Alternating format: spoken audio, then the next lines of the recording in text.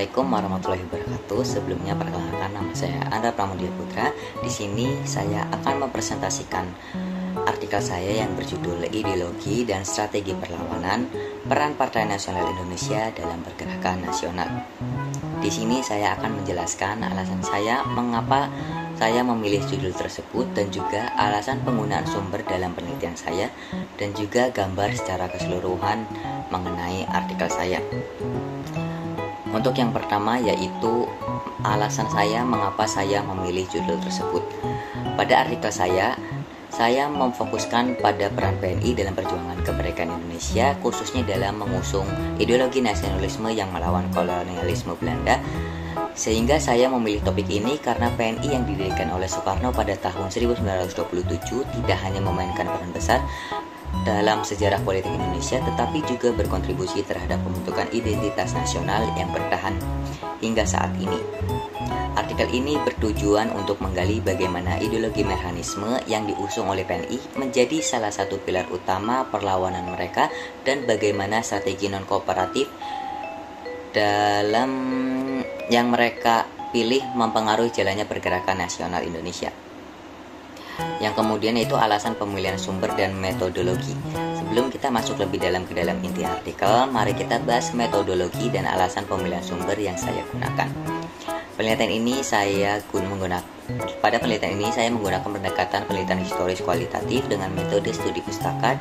Dalam penelitian ini saya mengandalkan berbagai sumber tertulis yang relevan, mulai dari jurnal ilmiah, buku sejarah, hingga arsip sejarah yang memberikan wawasan tentang ideologi, strategi, dan kontribusi PNI.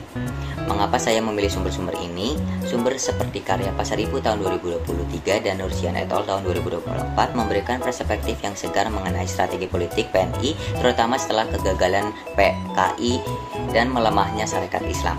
Sedangkan tulisan-tulisan Widianto tahun 2020 dan Kuswono tahun 2026 mengupas lebih dalam mengenai mekanisme, sebuah ideologi yang menjadi landasan perjuangan PNI.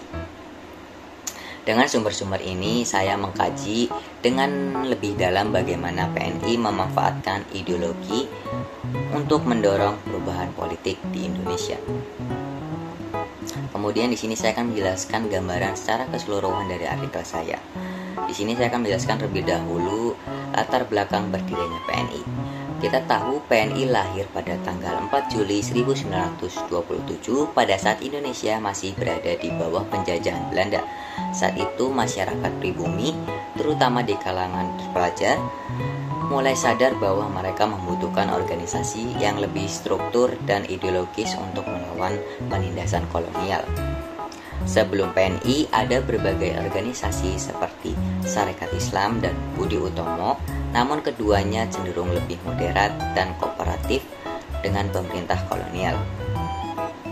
Namun kegagalan pemberontakan PKI pada tahun 1926 hingga 1927 dan pergeseran peran Sarekat Islam membuka celah bagi lahirnya organisasi pergerakan yang lebih radikal, yaitu PNI atau Partai Nasional Indonesia.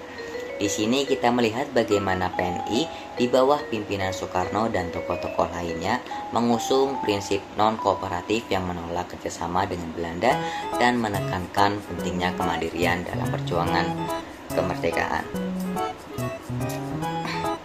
Salah satu aspek yang paling menarik dalam penelitian ini adalah ideologi mekanisme yang menjadi dasar perjuangan PNI. Mekanisme sendiri bukan sekedar sebuah teori ekonomi atau sosialisme barat yang diterjemahkan begitu saja, tetapi juga sebuah ideologi yang lahir dari realitas sosial Indonesia. Mekanisme muncul dari pengalaman Soekarno saat bertemu dengan seorang petani kecil bernama Marhen di Bandung. Meskipun pada saat itu petani ini memiliki tanah dan alat produksi, ia tetap hidup dalam kemiskinan karena sistem kolonial yang sangat menindas masyarakat kecil pada saat itu. Dari sinilah Soekarno merumuskan mekanisme, yaitu sebuah ideologi yang menggabungkan elemen nasionalisme, sosialisme, dan demokrasi dalam konteks Indonesia. Soekarno berpendapat bahwa penyebab utama kemiskinan bukan hanya faktor ekonomi, tetapi juga karena sistem penjajahan atau imperialisme yang mengikat negara-negara jajahan. Dengan kata lain, Mechanisme bukan menentang penjajahan politik, tetapi juga menentang penindasan ekonomi. Ini menjelaskan mengapa PNI memilih untuk memperjuangkan kemerdekaan ekonomi selain kemerdekaan politik. Mechanisme juga menekankan penekanan perjuangan rakyat kecil. Mereka yang menjadi tulang punggung negara namun terpinggirkan oleh sistem sosial dan politik yang ada sehingga merasa tidak adil. Oke, sekarang mari kita bahas mengenai strategi perlawanan yang diusung oleh PNI. Seperti yang saya jelaskan sebelumnya, strategi non-kooperatif menjadi ciri khas utama PNI. Mereka menolak untuk bekerja sama dengan pemerintah kolonial Belanda dalam bentuk apapun. Ini adalah langkah radikal yang membedakan PNI dari organisasi lainnya seperti Budi Utomo dan Sarekat Islam yang cenderung lebih moderat dalam pendekatannya. Untuk mencapai tujuannya, PNI menggunakan berbagai strategi praktis yang melibatkan pendidikan politik, mobilisasi massa, dan propaganda. Mereka menyelenggarakan rapat umum, diskusi publik, dan pelatihan kader untuk menyebarkan ideologi perjuangan. Melalui metode-metode ini, PNI tidak hanya berusaha untuk mencapai kemerdekaan politik, tetapi juga untuk membangkitkan kesadaran politik, khususnya di kalangan kaum buruh, petani, dan pelajar. Selain itu, PNI juga aktif dalam penerbitan media seperti media massa dan media cetak seperti brosur dan pamflet yang menyebarkan pesan-pesan kebangsaan dan perlawanan terhadap kolonialisme. Kemudian yaitu peran tokoh-tokoh utama PNI yang sangat penting dalam mengerahkan perjuangan partai ini. Yang pertama yaitu tentu saja Soekarno. Soekarno merupakan figur sentral dalam membentuk ideologi dan strategi politik PNI. Sebagai pemimpin, Soekarno tidak hanya merumuskan mekanisme tetapi juga menggalang kekuatan politik di berbagai kalangan masyarakat. Tokoh-tokoh Mas Koen Soemardirja dan Soepridinata turut berperan dalam memperluas jaringan PNI dan mengorganisir massa. Mereka juga memainkan peran besar dalam memperkenalkan pendidikan politik kepada rakyat, sehingga menjadikan mereka sebagai subjek dalam perjuangan nasional.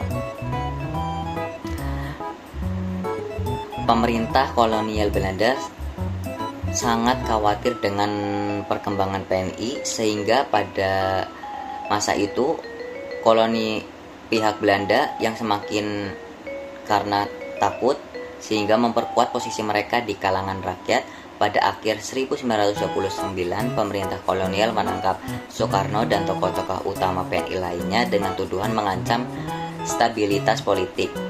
Penangkapan ini meskipun menjadi pukulan besar bagi PNI, justru memperkuat moralitas pergerakan perlawanan. Semangat yang ditanamkan oleh PNI malah tetap hidup dan menginspirasi bagi organisasi-organisasi lain yang lahir setelahnya. Warisan perjuangan PNI tidak hanya terbatas pada masa penjajahan, tetapi juga mencakup kontribusi mereka terhadap pembangunan bangsa pasca kemerdekaan. Ideologi PNI khususnya mekanisme menjadi landasan dalam formulasi dasar negara seperti Pancasila dan juga konsep Trisakti yang diperkenalkan oleh Soekarno setelah Indonesia merdeka. Pendidikan politik yang diperkenalkan oleh PNI juga menjadi cikal bakal gerakan-gerakan yang mengutamakan kemandirian, ekonomi, dan kesadaran nasional di kalangan generasi muda Indonesia. Sebagai penutup, artikel ini saya buat untuk menunjukkan bahwa perjuangan kemerdekaan Indonesia tidak hanya dilakukan dengan senjata, tetapi juga dengan ideologi dan strategi yang terorganisir dengan baik dan benar. PNI tidak hanya berperan sebagai motor perlawanan politik, tetapi juga sebagai bentuk kesadaran nasional melalui pendidikan politik dan mobilisasi massa. Sebagai generasi penerus, kita harus memahami dan menghargai warisan perjuangan mereka, seperti nilai-nilai yang mereka tanamkan, seperti nasionalisme, kemandirian, dan semangat perlawanan. Ketiga hal tersebut tetap relevan dalam kehidupan politik dan pendidikan sejarah kita saat ini. Saya rasa itu presentasi dari saya. Terima kasih. Wassalamualaikum warahmatullahi wabarakatuh.